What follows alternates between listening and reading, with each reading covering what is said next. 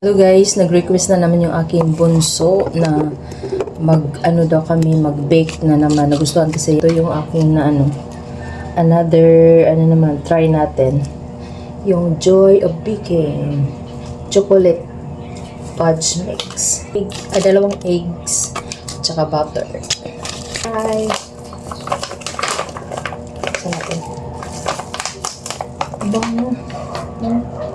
Chocolate nga siya. So, ilagay natin sa ating mixing bowl. Ito na mixing bowl, ilagay ko lang sa comment section pag gusto niyo kasi talaga to maganda to siya kasi stainless steel, hindi talaga siya nakalawang.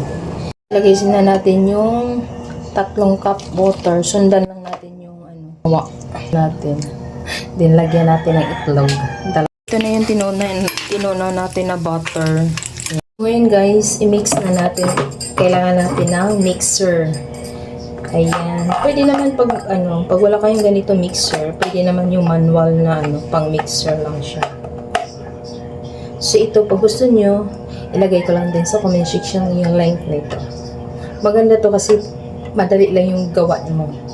Tsaka as in durog talaga kahit nito na manual. Pwede naman pag wala kayong ganito, so ganito na lang kayo manual sa ganyan. So, kung medyo nagmamadali kasi marami pa akong ginagawa.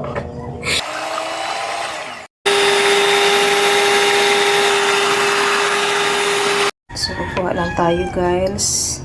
Ayan, i-transfer natin dito sa molder. So, mayroon na yan siyang mantika. Lagyan na natin ng mantika. Ayan.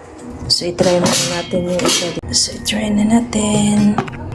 So, i-try natin guys. Dito lang siya dapat sa 180. Ayun. Patay na siya guys. Tingnan natin. Wow!